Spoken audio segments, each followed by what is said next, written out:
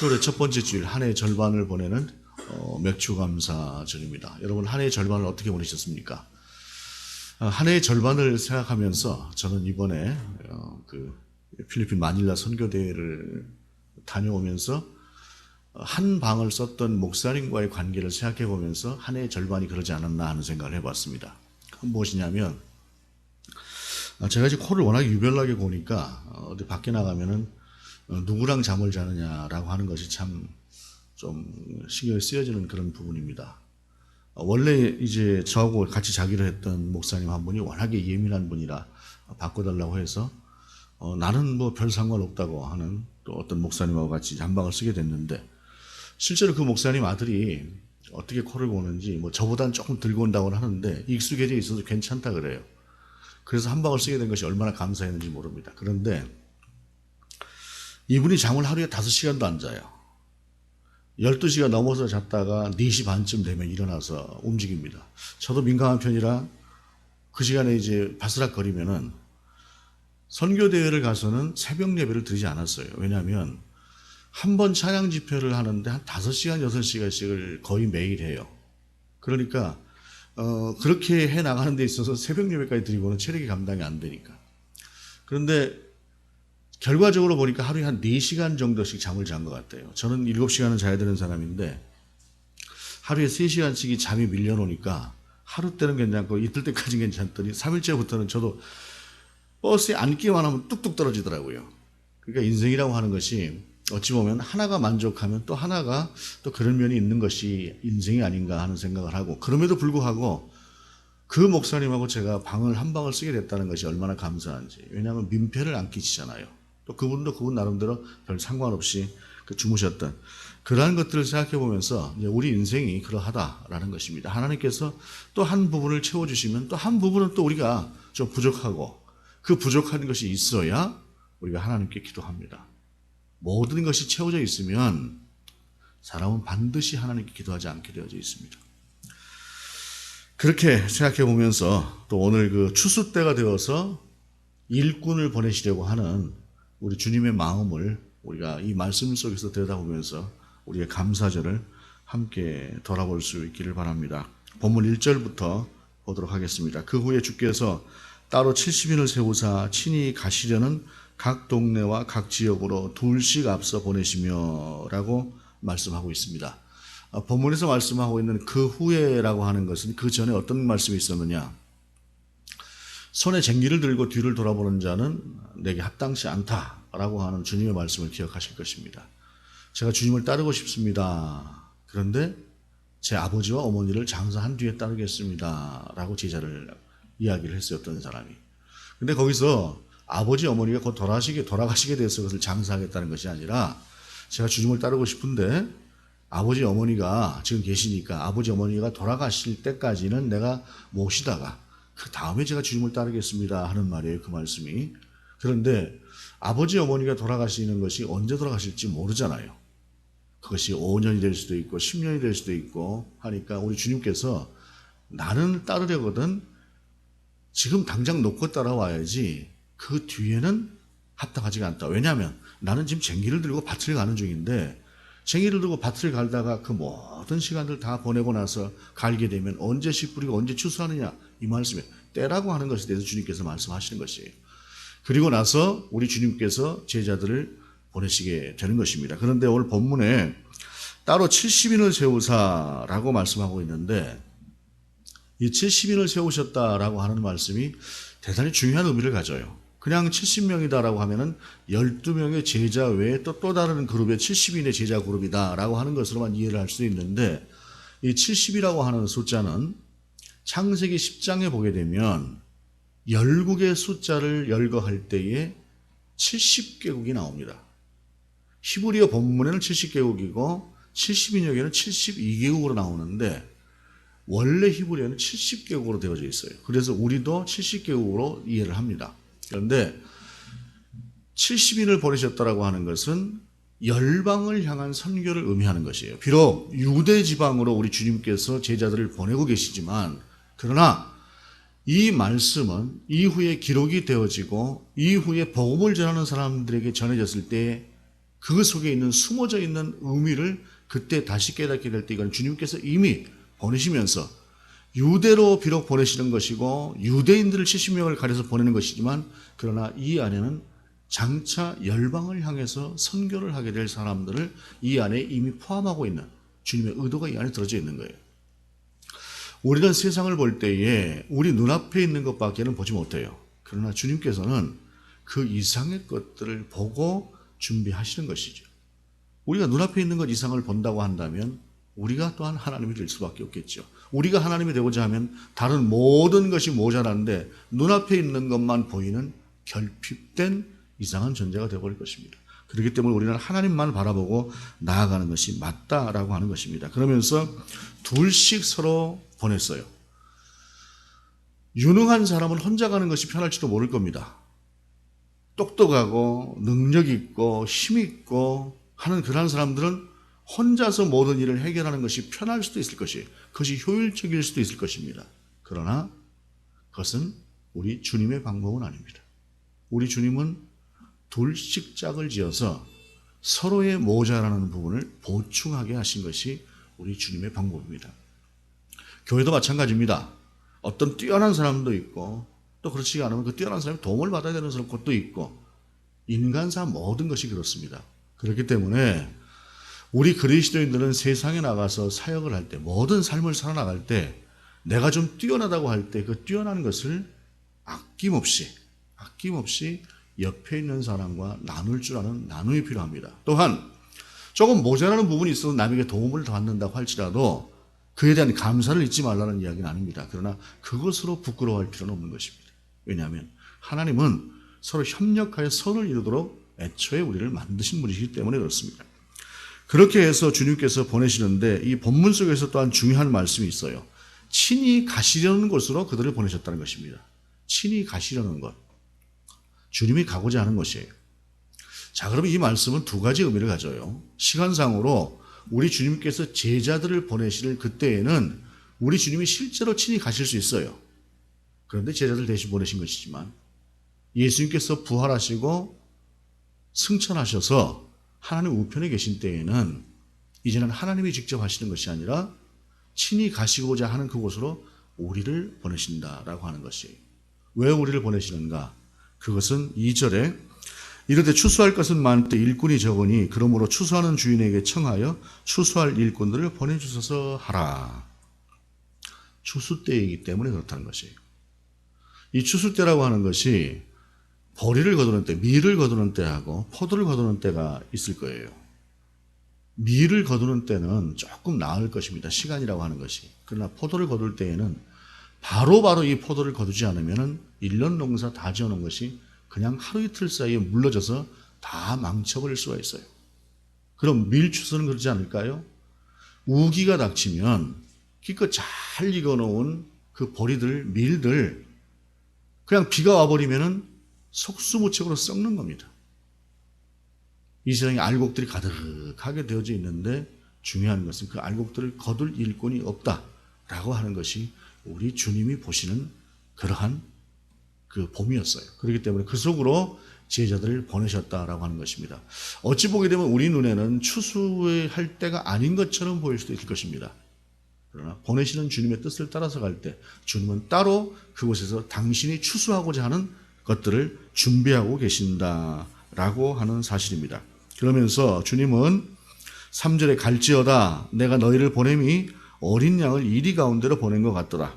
전대나 배낭이나 신발을 가지지 말고 길에서 아무에게도 문안하지 말며라고 하면서 앞으로 나아가는 그러한 자세에 대해서 설명을 하고 있습니다. 특히 본문에서 어린 양을 이리 가운데로 보낸 것 같도다라고 하는 이것은 복음을 전한다고 하는 것이 쉽지 않은 길이다라고 하는 것을 우리 주님이 말씀하시는 것이에요.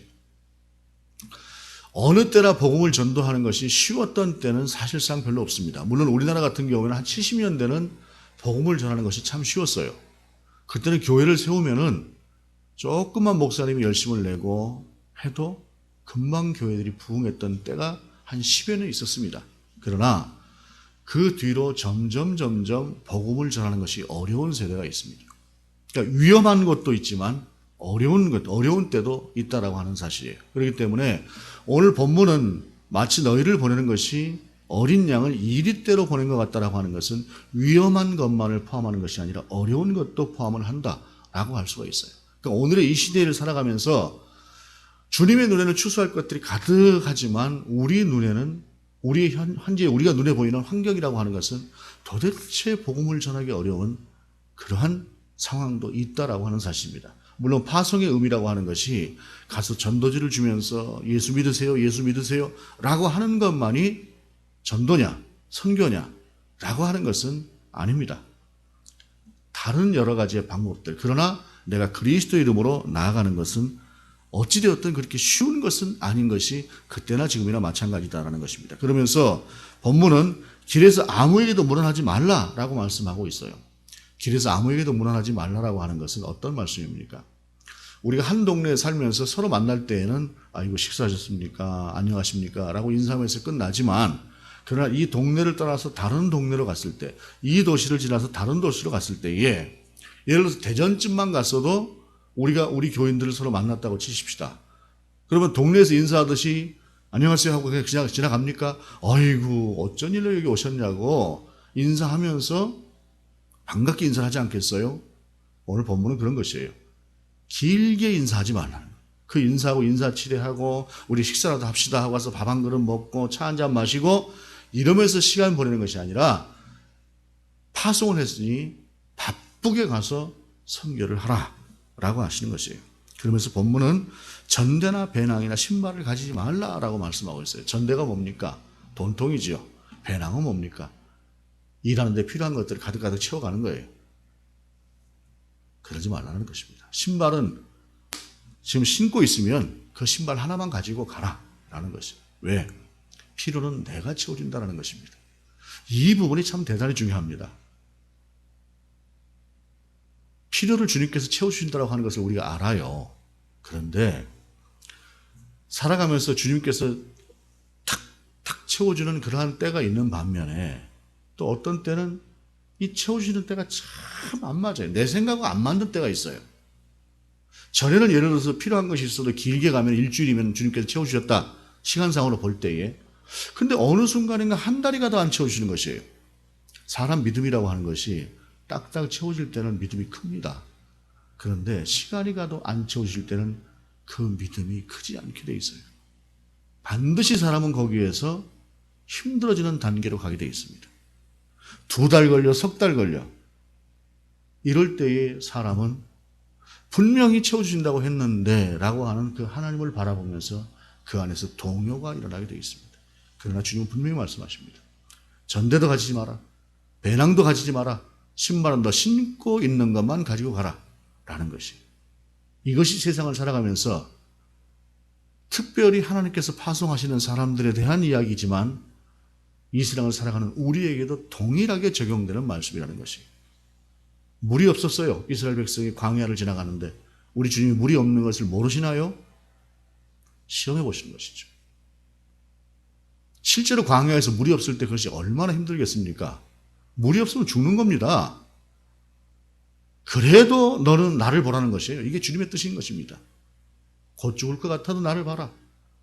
나는 분명히 너의 전대도, 너의 배낭도, 너의 신발도 최소한의 것이라고 생각하는 그것조차도 네가 내려놓아야 될 때 내려놓게 되면 나는 반드시 책임진다라고 하는 것이 이 말씀 속에 들어있는 것입니다. 이게 주님의 뜻인 것이에요. 그러면서 주님은 7, 8절에 이렇게 말씀하십니다. 그 집에 유하며 주는 것을 먹고 마시라. 일꾼이 그 삭슬 받는 것이 마땅하니라. 이 집에서 저 집으로 옮기지 말라. 어느 동네에 들어가든지 너희를 영접하거든 너희 앞에 차려놓는 것을 먹고. 주님의 이름으로 나갔을 때에 어찌 보게 되면 대접을 받는다라고 하는 것이 지금 우리의 문화로 보면 이해가 안 될 수도 있을 것입니다. 그러나 주님은 이스라엘은 나그네를 대접하라고 말씀하고 있어요. 나그네를 대접하라. 이것이 이스라엘이 갖는 좋은 풍습입니다. 그렇기 때문에 가서 주님의 이름으로 그들 가운데 나아가고 거기서 주는 것들을 먹으라는 것이죠. 왜요?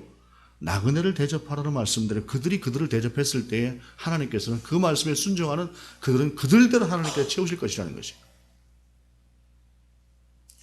나를 채우고 사역하는 나를 채우고 나를 대접하는 그들을 채우실 것이라고 하는, 이것이 우리 주님께서 말씀하시는 사역이다라고 하는 것입니다. 그러면서 어느 집에 들어가든지 먼저 말하되 이 집이 평안할지어다 라고 말하면서 평화를 선포하라라는 것입니다. 왜냐하면 하나님의 나라는 평화이기 때문에 그렇습니다. 전하는 것이 하나님의 나라이기 때문에 하나님의 나라의 가장 핵심이 되는 평화를 그들 가운데 전하라라고 하는 것이 이 말씀이에요. 6절에 만일 평안을 받을 사람이 거기 있으면 너희의 평안이 그에게 머물 것이요 그렇지 않으면 너희에게로 돌아오리라 라고 하면서 평안을 그들 가운데 선포했을 때에 그들이 받아들이면은 그들 가운데서 사역을 하는 것이고 그렇지 않게 되면 사역을 안 하는 것이다 라고 하는 것인데, 그들이 받아들였을 때에 우리 주님은 이렇게 말씀하고 있어요. 9절에 거기 있는 병자들을 고치고 또 말하기를 하나님의 나라가 너에게 가까이 왔다 하라. 병자를 먼저 고치라고 말씀하셨고 그 다음에 하나님의 나라가 가까이 왔다라고 하는 것을 말씀하고 있어요. 이것은 병자를 고치는 것은 하나님의 나라가 가까이 왔다는 것을 그들 가운데 확실하게 하기 위해서 사용하는 도구로서 말씀을 하고 있다는 것입니다. 실질적으로 병자들을 고친다라고 하는 것은 이 말씀 속에서 아픈 사람들을 고친다는 의미만이 아니라 내가 복음을 전하려고 하는 사람들 그들의 필요를 채우는 것을 병자를 고친다는 말씀으로 함축해서 말씀하고 있어요. 주님의 시대에는 병자를 고치는 것이 또한 가장 필요했기 때문에 그렇습니다. 이번에 마닐라 대회를 가서 일주일을 보내면서 이곳저곳을 참 많이 돌아다녀 봤습니다. 어떤 선교사님들은 고전분투하고 있고 참 어려운 상태로 사역을 감당하고 있는 반면에 또 어떤 분들은 자기가 가진 재능을 통해서 여러 가지 방법으로 선교를 하고 있어요. 한 곳을 갔더니 그 선교사님은 어떤 아이들이 엘리트 선교를 하시더라고요. 그 지역에 있는 사람들 중에서, 아이들 중에서 12명만 따로 뽑아요. 12명만 따로 뽑아서 그 아이들을 철저하게 훈련을 시키는 것입니다. 훈련을 시켜서 그 아이들에게 찬양도, 악기를 다루는 것도, 율동도, 한국무용까지 이렇게 가르쳐서 그 아이들이 무대에 서고 필리핀 내에서의 어떤 무대뿐이 아니라 한국에까지 나와서 공연을 할 수 있을 만큼 그 아이들을 잘 가르쳐놨어요. 사부화음이 되지 않는데요, 아이들이. 그냥 거기는 단음으로만 찬양하는 것들, 노래하는 것들을 참 좋아하는데 단음으로만 되는 아이들을 2부도 아니고 4부로 소프라노, 알토, 테너, 베이스로 나누어서 그들을 지도할 때에 처음엔 참 어려운 것을 끝내 해내는 것이죠. 독하게. 그렇게 해서 그 아이들이 찬양을 아주 잘합니다. 그러니까 그 아이들을 필리핀 내에서도 그리고 이 대한민국으로 데리고 와서 하면서 필리핀 아이들에게 있어서 한국에 온다는 것은 꿈입니다. 우리가 옛날에 한 70년대쯤 됐을 때 미국에 간다고 하는 것이 그랬던 것처럼 동남아 같은 데서는 우리나라에 와서 생활을 한다거나 무대에 서본다고 하는 것은 그 아이들에게는 지금 꿈과 같은 것이, 그런 기회들을 주면서 그 아이들에게 비전을 주고 있어요. 그런 달란트들을 가지고 있고, 그래서 어떤 면에서 보게 되면은 그렇게 엘리트를 세우는 그러한 사역을 감당하고 있는 반면에 또 어떤 곳에서는 옛날 우리나라에 그 성남이라고 하는 성남시가 생기기 그 이전에 그 성남시가 왜 생겼습니까? 마구마구 철거를 해버리니까 철거민들이 갈 곳이 없어서 밀려가는 곳이 성남이잖아요. 그것처럼 이 나라도 자기들 나름대로 어떤 개발을 한다고 기업에서 개발을 하니까 그 개발하는 그 지역에서 살고 있던 원래 주민들을 내어쫓는 거예요. 내어쫓은 이 사람들이 어디로 갑니까? 갈 곳이 없으니까 한쪽에 쪽방촌 같은 것들을 만들어 놓고 그것으로 사람들을 내어쫓아요. 안 나가겠다고 버티니까 집에다 불을 질러버린답니다. 그렇게 가 있는 사람들 속에서 들어가서 그들 가운데 복음을 전하는 거예요. 그들 가운데 복음을 전하는데 아이들이, 필리핀 사람들 자체가 워낙 흥이 많아요. 이 사람들 노래하자고 하면 참 그냥 뭐 1시간, 2시간 노래하는 거 나는 힘들어 죽겠는데 아무렇지도 않게 몇 시간을 찬양을 합니다. 그 사람들을 데려다가 찬양하고 또 조금 여유가 생길 때 우리 그 치킨 그 조각 한 조각, 우리는 아무것도 아닌 것 같지만 그 조각 하나를 나누어주면 그 아이들이 최고이죠. 제가 어렸을 때 8살 때까지는 시골에 살았습니다.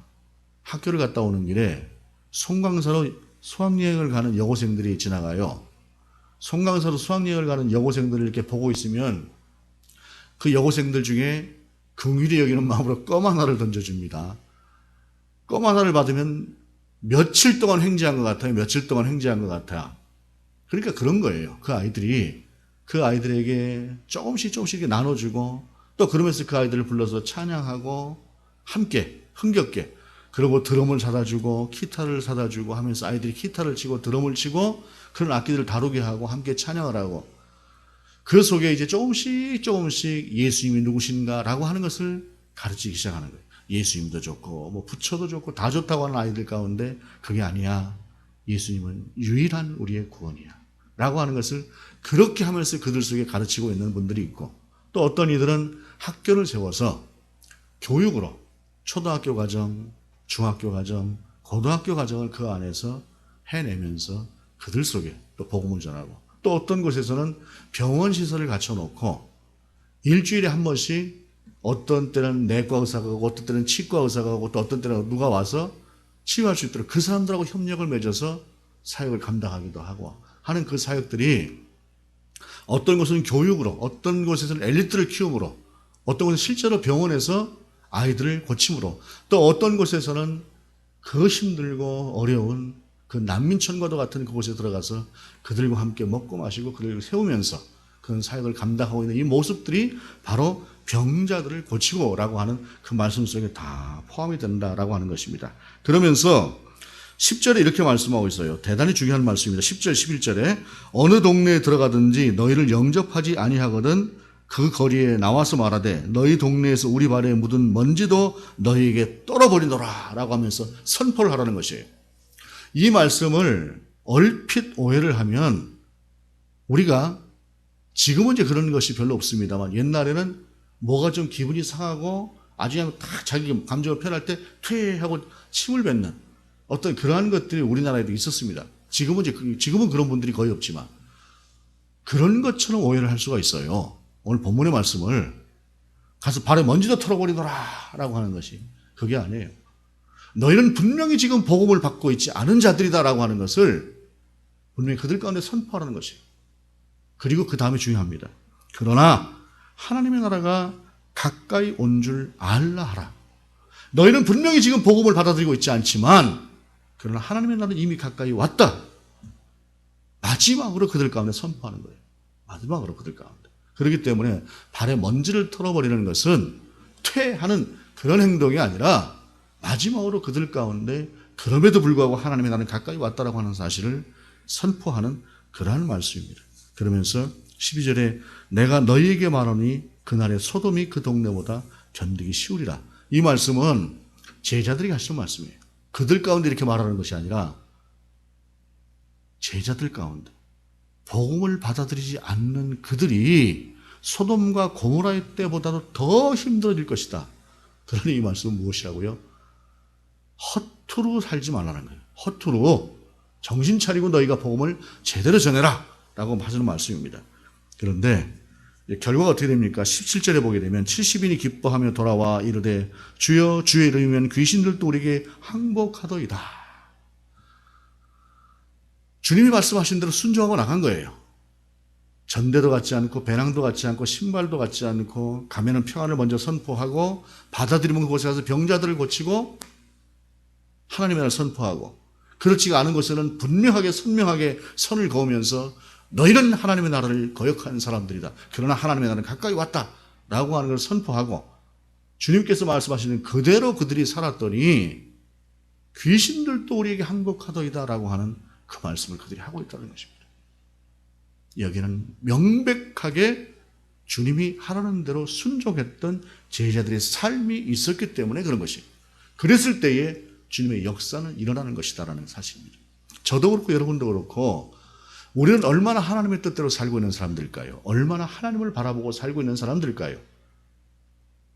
이것이 우리가 돌아봐야 될 우리의 삶의 모습이다라는 것입니다. 그런데 귀신들도 우리에게 항복하더이다라고 하는 그들에게 18절을 통해서 예수께서 이르시되 사탄이 하늘로부터 번개같이 떨어지는 것을 내가 보았노라 라고 말씀하세요. 무엇입니까? 제자들은 눈앞에서 귀신이 떨어져 나가는 것, 이것을 보았지만 주님은 더 큰 세계 속에서 하늘로부터 사탄이 떨어지는 것, 그 제자들의 작은 사역 하나하나가 모여지면서 사탄의 권세가 멸해지는 것을 우리 주님은 보셨다는 것입니다. 이것이 우리의 시야와 우리 주님 사이의 시야의 차이입니다. 우리는 눈앞에 있는 것들만 보지 못하지만 우리 주님은 좀 더 큰 것으로 그 하나하나를 다 모아서 결국엔 사탄의 권세가 떨어지는 그러한 것들을 이루어내시는 분이 우리 주님이시다라는 것입니다. 그러면서 19절에 내가 너에게 뱀과 전갈을 밟으며 원수의 모든 능력을 제어할 권능을 주었으니 너희를 해칠 자가 결코 없으리라. 주님의 뜻대로 사역을 감당할 때 너희를 해칠 자가 결코 없을 것이다라는 것을 우리 주님은 말씀하고 있습니다. 그리고 본문 속에서 가장 중요한 말씀을 우리 주님은 20절의 마지막으로 말씀하고 있습니다. 그러나 귀신들이 너희에게 항복하는 것으로 기뻐하지 말고 너희 이름이 하늘에 기록된 것으로 기뻐하라 하시니라. 왜일까요?